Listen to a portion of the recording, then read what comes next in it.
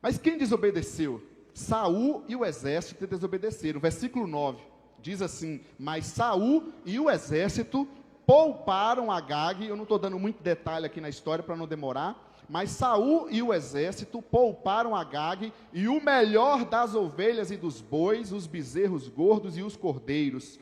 Pouparam tudo o que era bom, mas tudo o que era desprezível e inútil destruíram por completo, em discordância da ordem de Deus, correto? A ordem de Deus era não trazer nada, e eles desobedeceram, Saul e o exército. Mas agora veja no versículo 15, respondeu Saul, olha o desobediente, o texto que nós lemos foi Saul e o exército que desobedeceu, correto? Estão comigo? Versículo 15, respondeu Saul, ele jogou a culpa em quem? Desobediente nunca enxerga, gente. Não, eu não fiz nada, foram os soldados. Saul joga a culpa nos soldados. Versículo 21, mais que isso, ele joga a culpa nos soldados, ele não assume a responsabilidade dele como rei.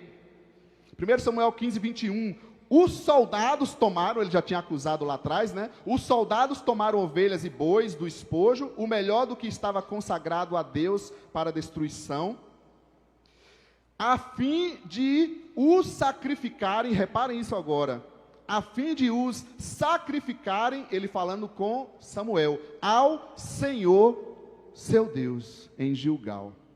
Ele não assume Deus como seu Deus. Na fala de Samuel antes, ele diz, você não obedeceu a ordem do seu Deus. Aí vem ele querendo ser liso, conhece esse termo aqui? Sabe aquela pessoa lisa? Ele está fazendo assim, sabe por que eu fiz isso? Não é porque eu sou um desobediente, é porque o Senhor seu Deus pede essa adoração.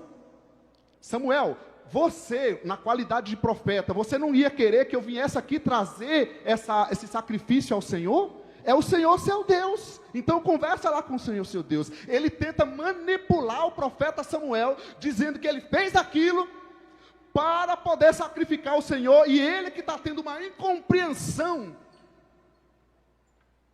No português bem falado, eu não sei se é em todos os estados isso, você é liso, hein, Saul? Não tente justificar.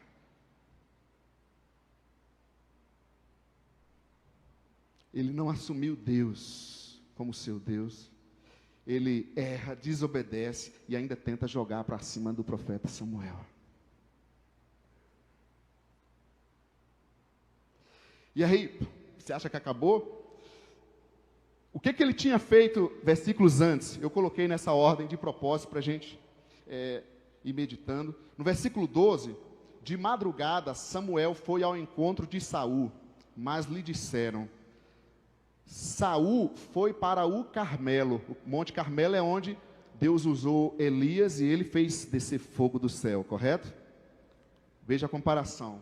Saul foi para o Monte Carmelo, onde fez o quê? Ergueu um monumento em sua própria honra e depois foi para julgar. Percebe onde estava a cabeça desse rei, desse cidadão? Pensando na sua própria honra,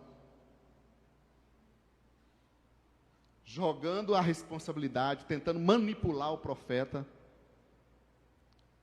É liso. É o famoso jeitinho brasileiro, que Deus já tirou de nós porque a gente se converteu, amém? Mas o problema é que ele fica cutucando a gente muitos dias, muitas vezes. Não tem essa, vigiar e orar o tempo todo, e mesmo assim a gente cai umas vezes. Desobedeceu, levanta, volta, peça perdão, corrige, porque não tem jeito, a caminhada é assim mesmo. Amém, gente? E aí, gente, no versículo 11, Deus encerra, cancela a parceria com Saul.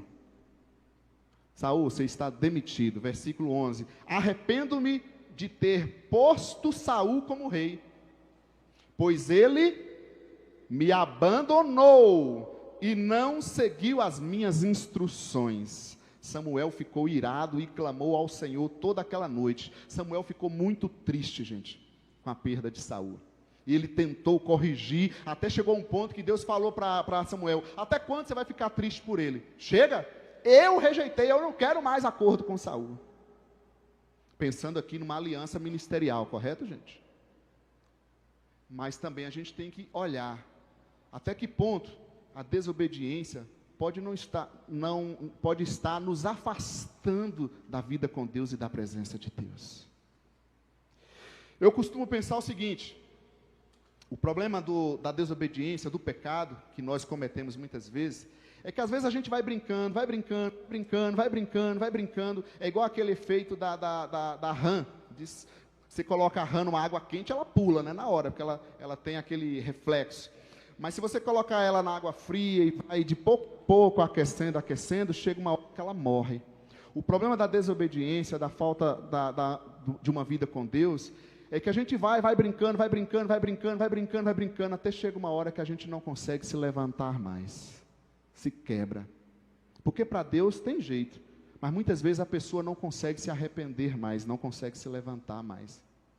E é interessante que, como nós citamos lá 1 Timóteo 4, muitas pessoas abandonarão a fé. Perderão a salvação? Como é que é isso? Vai discutir lá na escola bíblica com Jonatas. Mas eu deixo isso com todo o coração. Não queira para a sua vida a falta da presença de Deus. Não queira para a sua vida a desobediência. Amém, gente?